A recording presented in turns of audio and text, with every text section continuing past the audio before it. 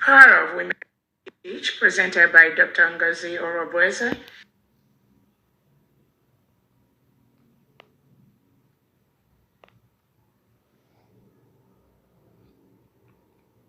Biafra woman leader on the occasion of the International Women's Day. Greetings to the members and executives of IWPG who are present at this occasion and invited guests.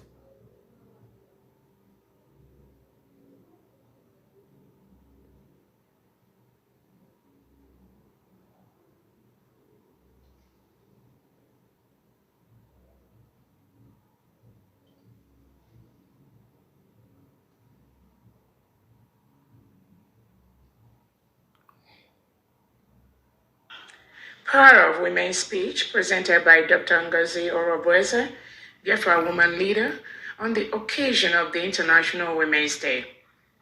Greetings to the members and executives of IWPG who are present at this occasion and invited guests. All protocols duly observed. Today, we gather to celebrate the timeless beauty and immeasurable power of women throughout history. From the dawn of civilization to the present day, women have been the architect of change, the nurturers of progress, the foundation of life, and the embodiment of resilience. As we reflect upon the journey of womankind, we witness a story of triumph over adversity, of courage in the face of oppression, of hope, and of boundless potentials unleashed upon the world.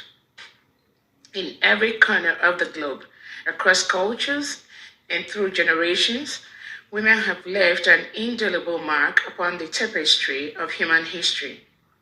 From the wisdom of Cleopatra to the bravery of Joan of Arc, from the Marie to the compassion of Mother Teresa, from the Aba Women March to the resilience of Brigade women. Contributions of women have shaped our world in profound and lasting ways. Their stories inspire us, their achievements motivate us, and their legacies remind us of the limitless possibilities that lie within each and every one of us. The power of women as mothers, home builders, sisters, aunties, wives, and comforters have molded generations of men and women into respectable and passionate individuals across the globe. Yet, our journey towards equality and empowerment is far from over. Even in the 21st century, women continue to face barriers and challenges that hinder their full participation in society. Discrimination, gender-based violence, and systemic inequality persist, casting shadows upon the path towards progress.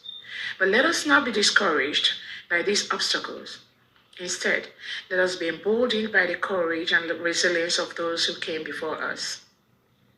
For every glass ceiling shattered, for every barrier broken, and for every injustice overturned, women have proven time and time again that they are a force to be reckoned with.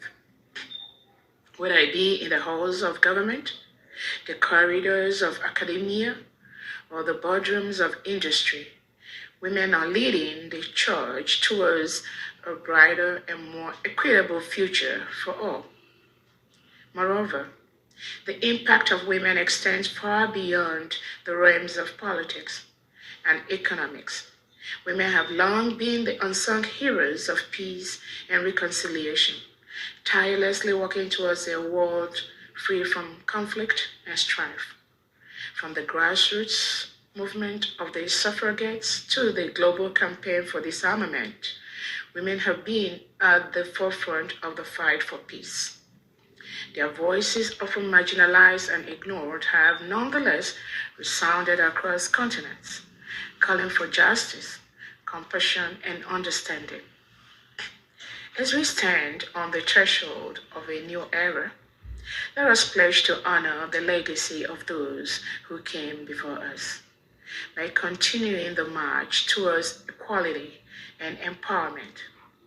Let us amplify the voices of women everywhere, And let us work together to build a world where every person, regardless of gender, race, or creed, can thrive and flourish. In closing, let us remember that the beauty and power of women are not confined to the pages of history. They are alive and thriving in the world around us. Let us celebrate the achievements of women, past and present, and let us commit ourselves to creating a future where every woman and girl can reach their full potential. Thank you so much for listening. Arụ nke ahụ mgbe a nọ na-arụ ka arụta amụta nke mmadụ ga-anọ n'ime ya na-erugharị bịa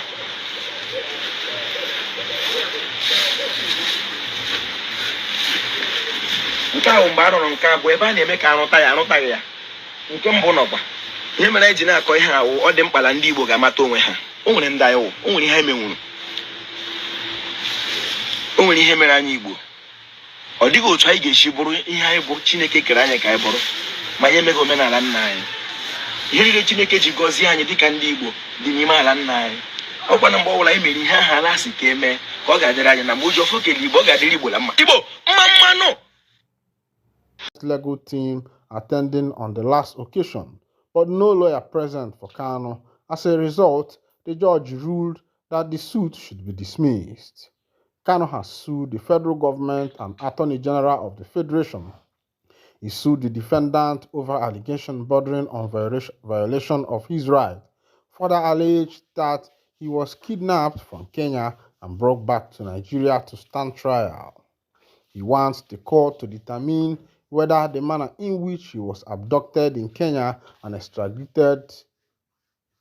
extraordinary rendition to Nigeria is consistent with extant laws. Specifically, he cited the provision of Article 12, Bracket 4 of the African Charter on Human and People's Rights, Ratification and Enforcement, Act Cap A9 Law of the Federation of Nigeria 2004, and Article Part 5, Bracket A of the African Charter's Principle and Guidelines on Human and People's Rights while countering terrorism in Africa. Kano also wants the court to determine whether by the operation of Section 15 of Extradition Act Cap E25 Law of the Federation of Nigeria 2004, the plaintiff can be completely legally tried for offenses standing count 1 to 14 of the 15-count amended charge. He said the counts are not the offenses for which he was surrendered or extraordinary rendition to Nigeria. In the originating summons, the IPOB leader is seeking 11 reliefs, including an order for his release from Department of State Service Custody, DSS. He is also seeking an order restraining the defendant from taking any further step to prosecute him over criminal charge currently pending before a sister court presided over by Justice Bintanyako. Kano also asked the court to award the sum of 100 million to him as the court of his action. But in a notice of preliminary objection dated June 6, 2022, but filed June 27, 2022, the federal government and AGF prayed the court to dismiss the suit, describing it as an abuse of court process. Giving one ground of argument, the defendants argued that Kano had filed an earlier suit with similar facts before a federal high court Umuahia division. They further argued that the two defendants were parties in the suit. According to the defendants, this renders this suit as an abuse of court process that deprived the court of the jurisdiction to entertain the instant suit. Aloy Ejimako had in one of the proceedings told Justice Eko that he had filed a notice for a charge of counsel. Ejimako told the court that he would be taking over the case from Mike Ozekome-san, who filed the suit on April 2022. All right, wonderful people, welcome back. This is happening today live in court as Mazina Nekano, should I call it a loss in court, because the court has strike out his fundamental. It's more like striking out his fundamental rights suit. And of course, you know that every citizen of Nigeria have the right, but as it is, the court has struck it out. And according to the court, that Mazi Nnamdi Kanu was not represented in this case. He has no lawyer to represent him. But remember, some time ago, Kanu asked all his lawyers to resign, that he is going to be representing himself in court, of which he did in his last appearance, of which he also apologized for the federal government in some manners. And on this note, I still wonder what is going on. And the question is, what is actually the fate of Martin Nnamdi Kanu at this point? All right, let's go to Anambra State as Governor Soludo issues strong warning to native doctors in Anambra State. Governor Soludo of Anambra State has issued a warning against pollution of streams and rivers by native doctors engaging in ritual practices in Anambra. Soludo gave the warning while addressing all Progressive Grand Alliance Apuga faithful Oka on Thursday. He urged residents to support the state government effort to rescue, reclaim, and rid the state of criminal activities. Stop contaminating our rivers and streams with ritual practices in the name of ordinary tradition. Many people rely on that water for drinking, cooking, and other household needs. If you must perform rituals, use a container like a bucket, fill it with water, and carry out your practices there. Do not pollute public water source. Polluted water can make people sick, and we do not want that for our communities, he said. Ongoing crackdown on criminal native doctors in the state has sparked outcry from some who view the arrest as an attack on traditional religious practitioners. The governor clarified that he is not targeting traditional worshippers but criminal native doctors who had been defrauding people. Soludo condemning the rising number of deceptive native doctors in the state who lured young people with false promises of instant wealth. He warned the youth in the state not to fall for the tricks of fraudulent individuals. According to him, no native doctor has the power to make anyone a millionaire without hard work. Go to Indonesia. Majority of people on death row for drug-related offenses are from Anambra.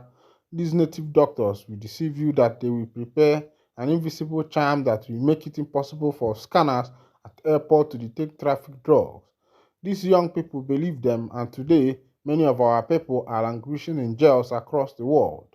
We must take action to rescue our future by focusing on raising our children with strong values of hard work and determination, discipline, he said. All right, this is coming from Governor Chukwuma Charles Soludo on his fight to make sure that fake native doctors are eradicated from the state of Anambra. Most of these native doctors go about promising people getting rich quick. And you and I know that there is no way for you to get rich quick. That is impossible because without hard work, I don't think there will be any success. And these people have, deceived our youth. A lot of youth have believed that you can bring one or two things or two or four things and overnight you will become rich. And they have been able to, deceive a lot of gullible people in the name of tradition. Meanwhile, what they are doing is not tradition. That thing is not what is called tradition. If you go back to history and see what Igbo tradition is all about, you understand that what the people are doing is not tradition.